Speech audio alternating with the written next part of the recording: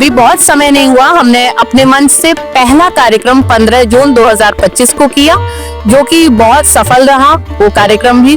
उसके बाद ऐसी प्रेरणा रही और सभी लोगों का, सभी कवि, सब जितने भी हमारे सीनियर जो कविगण हैं, उन्होंने बहुत साथ दिया और तभी ये कार्यक्रम आज संभव हो पाया। जीवन में कभी हारना नहीं है कि सजाए मौत दे दी है मगर हम गम नहीं रखते। सजाए मौत दे दी है मगर हम गम नहीं रखते। हमारा दिल परेशान है, हम आंखें नम नहीं रखते। और पता था रास्ते में है नुकीले शूल के जंगल, मगर हम साथ में अपने कोई मरहम नहीं रखते।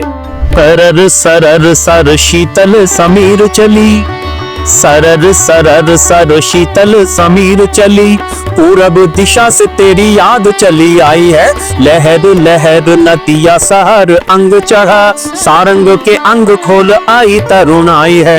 गहर के टखन घूम रहे तुम झूम, घूम रहे झूम, कोई ने बूंद आज चातक ने पाई है। फरर फरर फिर उड़ा है दुपट्टा लाल, मिलने की कोरी चोरी चोरी चतुराई है। साहित्य से भी हम पूरी दुनिया घूम सकते हैं। एक छोटी सी बच्ची को वो प्रोत्साहन देना बहुत बड़ी बात थी, जो मेरे घर वाले हमेशा से करते आए। बहुत बड़े बड़े कवियों को हमने सुना, जिससे अनुभव भी प्राप्त हुआ और बहुत प्रोग्राम भी बहुत अच्छा।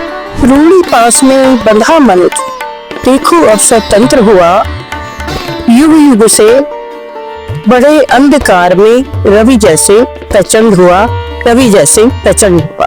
पानी आंख में भरकर लाया जा सकता है, अब भी जलता शहर बचाया जा सकता है। एक मोहब्बत और वो भी नाकाम मोहब्बत, लेकिन इससे काम चलाया जा सकता है। कि आसमान में उड़ता पंछी जब पिंजरे में कैद हुआ, क्या गुनाह मुझसे हुआ, रह रह कर ही सोच रहा।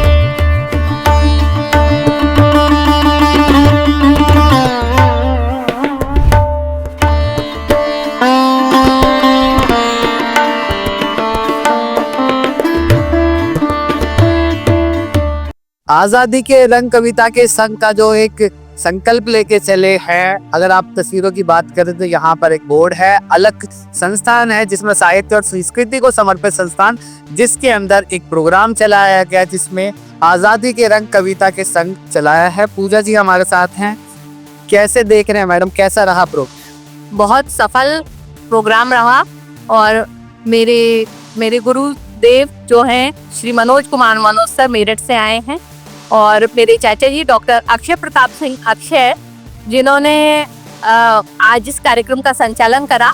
गाजियाबाद से श्री राज कौशिक जी, नीरज त्यागी जी और सभी बहुत बड़े बड़े नाम, जिसमें प्रगति भारद्वाज दिल्ली से आई हैं, जो कि अभी एक छात्रा है, और डॉक्टर सरिता सरी जी हमारे साथ मंच पर हैं और उन्होंने बहुत सुंदर काव्य पाठ किया। तो मैं सभी का बहुत आभार व्यक्त करती हूँ आज के इस कार्यक्रम को बहुत ज़्यादा सफल बनाने के लिए।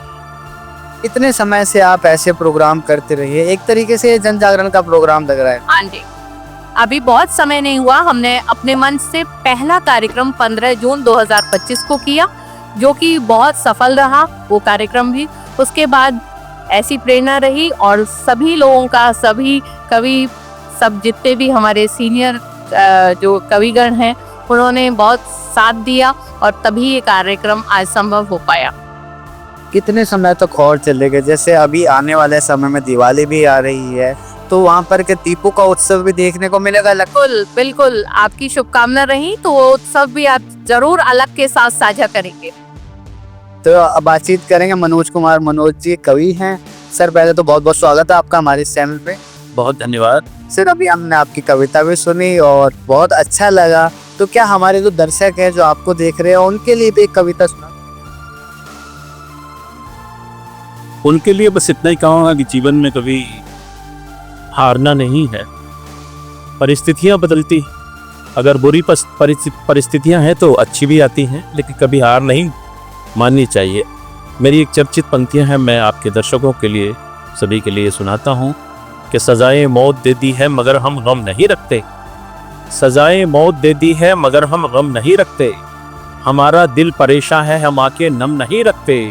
और पता था रास्ते में है नुकीले शूल के जंगल, मगर हम साथ में अपने कोई मरहम नहीं रखते। तो ऐसी जिजीविषा, ऐसी इच्छा शक्ति आदमी को अपने अंदर बनानी चाहिए, ताकि हम जीवन से कभी हारे नहीं, हमारा जीवन दूसरों के लिए प्रेरणा बन सके। और ऐसे कार्यक्रमों का, जो कवि सम्मेलनों का या कवियों का, रचनाकारों का यही उद्देश्य है। वहीं पर अगर बात करें तो आपने गणाक्षरी चंबी गाया था, उस पे कुछ एक लाइन हमारे दर्शकों के लिए। जी। सरर सरर सर शीतल समीर चली, सरर सरर सर शीतल समीर चली, पूरब दिशा से तेरी याद चली आई है, लहर लहर नदिया सहर अंग चढ़ा, सारंग के अंग खोल आई तरुण आई है, गहर के खन घूम रहे झूम झूम, घूम रहे झूम, कोई ने बूंद आज चातक ने पाई है, फरर फरर फिर उड़ा है दुपट्टा लाल, मिलने की कोरी चोरी चोरी चतुराई है, मिलने की कोरी चोरी चोरी चतुराई है। ये बरखा का मौसम भी है, सावन जो है अभी चल रहा था, तो बूंदों का मौसम है, बरसात का मौसम है, फुहारों का मौसम है। तो ये सावन को लेकर मैंने कुछ पंक्तियाँ जो हैं वो सुनाई। और ऐसी कविता जो है वो जीवन है। अगर जीवन से साहित्य मरता है तो मानवता मरेगी, क्योंकि अगर कहीं संवेदना बसती है तो वो हमारे साहित्य में बसती है। और हमारे ही नहीं, भाषा कोई भी, हर भाषा में जो उसका साहित्य होता है वो उसका माखन होता है, नवनीत होता है। और इसका रक्षण और इसके लिए हम साहित्यकार काम कर रहे हैं। और ऐसी मतलब जो छोटी संस्थाएं हैं उनको प्रेरित करते हैं, हम आकर के उनका उत्साह और मनोबल बढ़ाते हैं। अच्छा, ऐसे प्रोग्रामों में आपकी जब भागीदारी होती है, आप लोगों से मिलते हैं, वैसे अमूमन कवि हैं आप तो लोगों से मिलते जुलते ही रहते होंगे, पर जब ऐसे लोगों से मिलते हैं, अभी आपके साथ में ही एक युवा है वो भी कवि हैं, तो उनकी भी कविताएं अच्छी थी, पर अगर ऐसे लोगों से जब मिलते हैं तब मन के अंदर कितना प्रोत्साहन आता है? इन लोगों से हमें बहुत कुछ मिलते हैं। वैसे हम बहुत बड़े बड़े मंच करते हैं जहाँ हजारों लोग हमें बैठ के सुनते हैं। और यही नहीं, केवल भारत में ही नहीं, बल्कि जहाँ जहाँ हिंदी कविता है, हम विदेशों में भी वहाँ तक गए हैं। और हमारा यही उद्देश्य रहता है कि चाहे हम किसी छोटी संस्था में जाएं, चाहे कम लोगों में जाएं, चाहे ज़्यादा लोगों में जाएं, लेकिन हम हिंदी को प्रोत्साहित करके आएँ, हिंदी के रचनाकारों को प्रोत्साहित करें, ताकि जो नए लोग हैं वो आगे बढ़ें, उनको लगे कि भाई साहित्य से भी हम पूरी दुनिया घूम सकते हैं, साहित्य से भी हम एक धरती के एक छोर से दूसरे तक जा सकते हैं। और ये प्रगति जी बैठी हैं पास में, ये नए रचनाकार हैं ऐसे।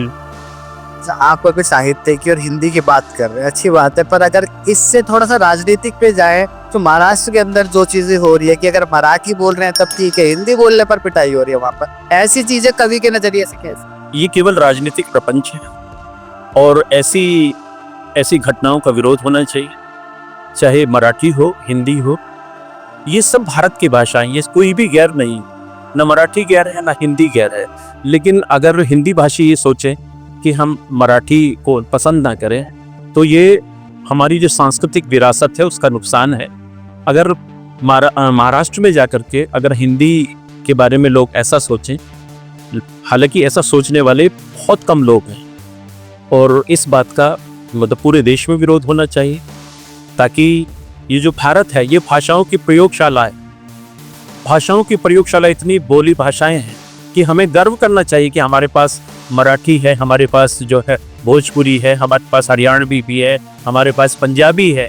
कितनी सारी भाषाओं का ये जो देश है, इसके तो ये प्राण तत्व हैं। इसको भाषाओं को भारत की शक्ति बनाना चाहिए, ना कि उसकी कमजोरी बनाना चाहिए। बहुत शुक्रिया। तो प्रगति जी, आपको कैसा लगा ऐसे प्रोग्राम में आके? अच्छा लगा आप? जी, बहुत अच्छा अनुभव रहा। और जैसे पूजा जी ने और मनोज सर ने बताया, यहाँ पे वरिष्ठ कवियों को भी सुनने को मिला और नव कवियों को भी सुनने को मिला और युवाओं को भी सुनने को मिला। मैं खुद अभी नई हूँ इस क्षेत्र में कविता मैं बहुत नई हूँ, अभी तो मुझे लिखना भी कह सकते हैं कि नहीं आता अच्छे से। बहुत सारी चीज़ें कविता में, और कविता सिर्फ सुनने की बात नहीं है, कविता साधने की बात है। हम कितना सीख रहे हैं वो ज़रूरी है। कितना सुनने को तो हज़ारों वीडियोज़ है यूट्यूब पे, पर जो हम लाइव एक्सपीरियंस करते हैं, वो जो हमारी रोंगटे खड़े हो जाते हैं, वो बहुत कम होता है कि यूट्यूब वीडियोस में या फिर दूर से वो अनुभव कर सकें हम। उसके लिए पास आना, उसको महसूस करना अति आवश्यक, जो आज मुझे महसूस हुआ। अच्छा, अभी आप करते क्या हैं? पूरा फुल टाइम कवि है या फिर छात्र के? जी, मेरे ख्याल से जो कवि होता है वो फुल टाइम कवि ही होता है।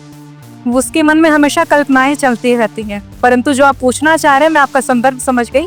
मैं एक छात्रा हूँ और अभी मास्टर्स कर रही हूँ 2nd ईयर से दिल्ली विश्वविद्यालय से, और मेरा हिंदी विषय है। जी, हिंदी विषय में आने के बाद कविताओं में घुसे या फिर पहले से ही जब 10th 12th के एग्जाम दिए थे तभी से आप? जी। ये तो नहीं कह सकते कि कविता सिर्फ हिंदी में होती है, कविता कई भाषाओं में होती है। बचपन से हम जैसे मैं झारखंड से हूँ, तो बचपन में शादियों में गीत गाए जाती थी, वो हिंदी में नहीं होती थी, वो लोक भाषा में होती थी, भोजपुरी में होती थी, मगही में होती थी। तो वहीं से कविता ने कहीं ना कहीं जन्म लिया, और उसके बाद फिर निर्णय लिया गया कि हिंदी में ही अब अपना करियर बनाया जाए। तो इस प्रकार। पर अगर आपकी कविताओं की बात करें, कविता भी हमने सुनी, कविता के साथ साथ जो आपके भाव थे वो भी प्रकट होते हुए दिखाई दिए बहुत अच्छे से। तो इस चीज़ को लेके अब आप अच्छा लिखने लगे हैं। जब आप लिखना शुरू किए थे तब क्या घर वालों ने इसके बारे में बोला था कि क्या कर रहे हो, ये नहीं करना, कुछ और करो पढ़ाई? जी, जैसे कि मैं, माना जाता है बेटियों के बारे में कि बहुत दिक्कत रही होगी, परंतु मैं इस चीज़ में अपने आप को बहुत सौभाग्यशाली मानती हूँ। मेरा परिवार जो है उसने हमेशा मुझे, जब कुछ नहीं लिखने आता, मैं आपको बताती हूँ, जब मैं पहली बार फेसबुक पे लाइव आई थी, मेरे पापा जी ने मुझे 500 रुपये इनाम दिए थे। तो ये बहुत, एक मिडिल क्लास फैमिली में जिसका करियर भी अभी फिक्स नहीं है, एक छोटी सी बच्ची को वो प्रोत्साहन देना बहुत बड़ी बात थी, जो मेरे घर वाले हमेशा से करते आए।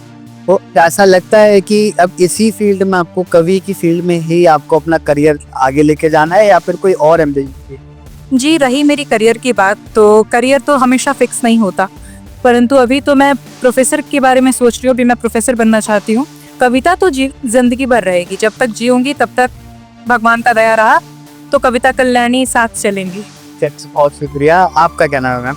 मेरा नाम डॉक्टर सरिता गर्ग सरी है। तो कैसा लगा आपको ये प्रोग्राम में आए, अटेंड करा? प्रोग्राम था और बहुत ही श्रेष्ठ लोगों को सुनने का मिला हमें यहाँ, तो बहुत अच्छा लगा। बहुत बड़े बड़े कवियों को हमने सुना, जो जिससे अनुभव भी प्राप्त हुआ, और बहुत प्रोग्राम भी बहुत अच्छा। अच्छा, ऐसे प्रोग्राम में आना अच्छा लगता? जी, बार बार आएगा ऐसा मौका तो आएंगे? हाँ जी, जरूर आएंगे। और सर, क्या नाम है? हाँ सर, क्यों कि अब जो है पहन, अब जो किशोर है, जो अलग से ये युवावस्था के हैं, ये भी कभी साहित्य के पटल पर आ रहे हैं। इनके लिए मैं 4 लाइन कहना चाहती हूँ। रूढ़ी पास में बंधा मनुष्य, देखो अब स्वतंत्र हुआ, युग युग से बड़े अंधकार में रवि जैसे प्रचंड हुआ, रवि जैसे प्रचंड हुआ।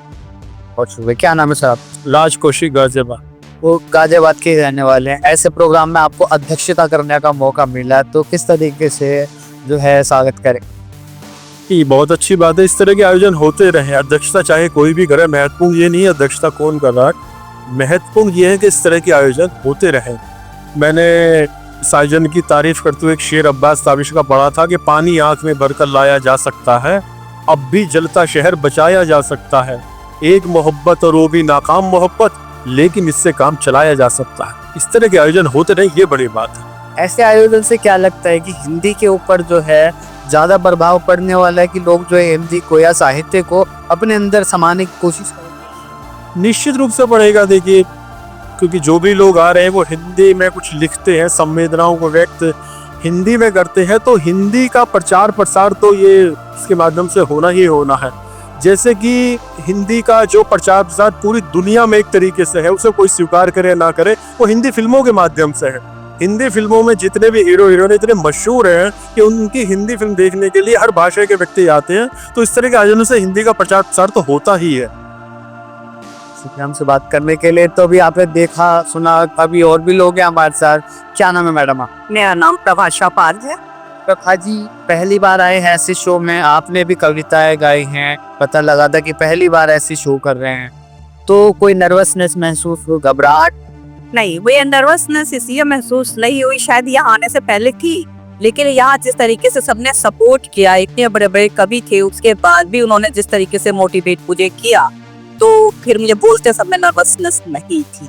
ऐसा लगता है जब आप देखते हैं कि आप ही नहीं, कुछ युवा भी हैं, कुछ आपकी उम्र के भी हैं, कुछ आपसे बुजुर्ग भी हैं, बड़े छोटे हर तरीके के लोग आते हैं और साहित्य को जो है अपने अंदर समाने की कोशिश करते हैं, तो अच्छा लगता है ऐसा? बहुत अच्छा लगता है। मुझे साहित्य से प्रेम तो बचपन से ही था, सच बात तो ये है, लेकिन आपको अवसर नहीं मिला इसलिए, या वैसे ही थोड़ा संकोच में जो लिखा वो डायरी के पन्नों में ही रह गया। तो जो पूजा है, इन्होंने अलग में मुझे मौका दिया और मुझे बहुत प्रेरित किया इन्होंने कि आप एक बार मंच पर आके तो देखो। तो इनके कहने से मैं आई और मुझे ये अच्छा अवसर प्राप्त हुआ कि मैं भावनाओं को व्यक्त कर पाई यहाँ पर, और मुझे बहुत अच्छा लगा कि यहाँ नए लोगों को जो काफी प्रतिभावान भी है, उनके लिए बहुत अच्छा मंच है, मौका देते हैं। नहीं तो नए लोगों के सामने ये समस्या रहती है कि वो मंच पर पहली बार कैसे एंट्री की। तो एक कविता हमारे दर्शकों को इस समय मेरे लिए जो आपने यहाँ पे स्टेज पे गाया उसी के 2-4 पंक्तियां सुना दी।